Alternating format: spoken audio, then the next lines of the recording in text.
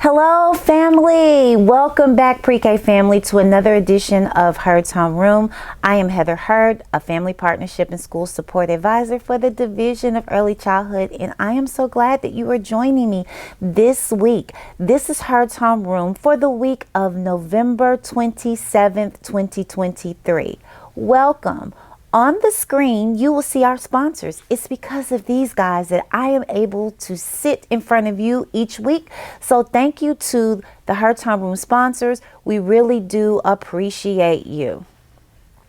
All right, guys, I've got some great news for you all. We are going to have a family reading night. We are so excited, and I am going to release the link next week. It's going to be on December 11th or December 13th. So it's a Monday or Wednesday. We wanted to give you some flexibility. It's going to be in the evening. We want you to come out. We have a guest reader.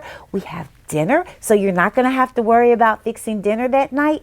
And your child will get a book and some other cool little things. So be on the lookout. Next week, I am going to send a link, and you have to RSVP in order to come. Now, don't RSVP if you're not going to be able to make it, because that's a slot for somebody else. But if you can come, RSVP. Now, seats are going to be limited because we can't have as many people as we would like. But you guys, I just need you to RSVP and show up and enjoy our family reading night. Again, it's going to be December 11th. And it's going to be December 13th. You just pick the date that is more convenient for you, and more information is going to come out next week from Heard's Homeroom. And I'll probably send you an extra email separately that's just talking about the family reading night.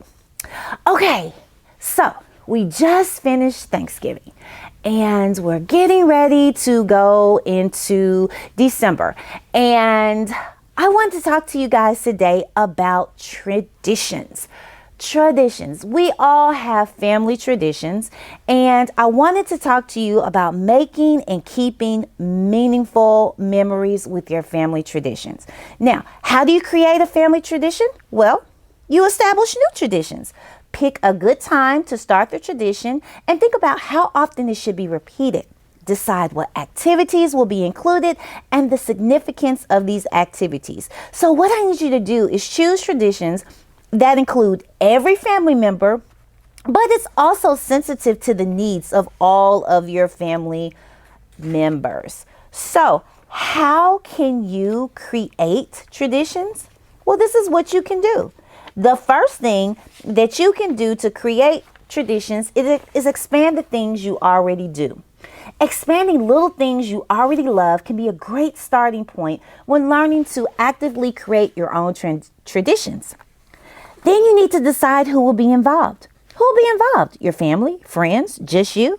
Family is an obvious focus for the holidays and many times comes with built-in traditions. So if you're feeling fulfilled in that area, focus on starting traditions in other sectors of your life. Being with work friends, all wearing green and watching The Grinch annually, or taking some time for yourself yearly during the hectic holiday season to taste test all the holiday ice cream flavors at Baskin-Robbins. Now, both of these will work. I really like the last one. But thinking consciously about who will be involved can help give you an outline before starting. Then also create a repeat notification in your calendar. It can be useful for setting not only immediate upcoming reminders, but also far off ones for creating traditions. Making a start planning date as well as the date of the activity can help you plan on a schedule that works for you. Even get crazy and sync calendars with others involved so everyone is reminded without feeling nagged. Then you got to plan. Taking on planning an annual event can be fun for some, but the holidays are already stressful, right? So enlist backup for some of your traditions.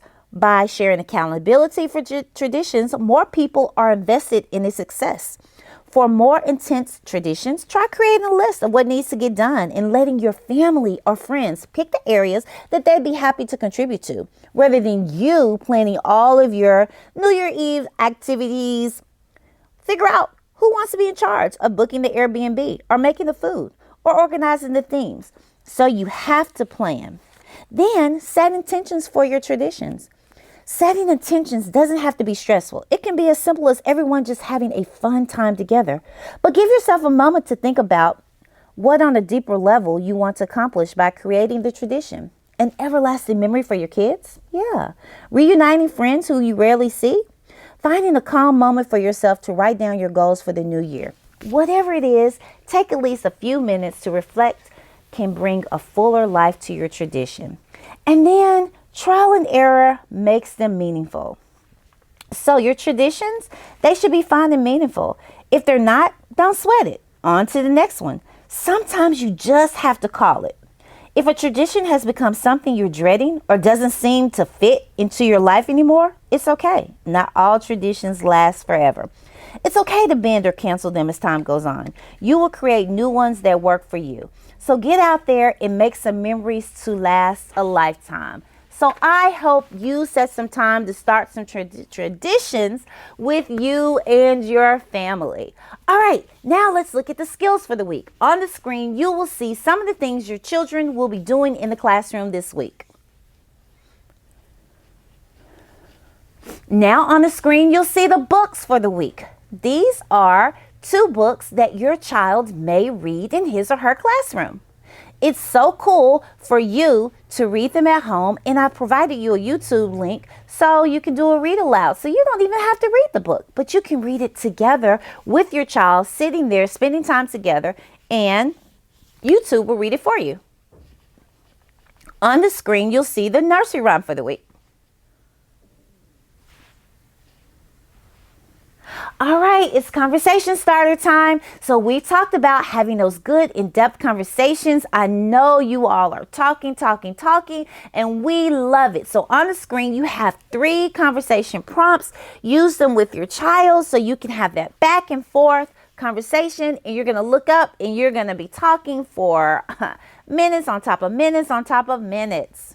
Take a screenshot. Okay, here's the weekly Home Connect. This is just something that you can print off and do as an extension of what's going on in the classroom with your child.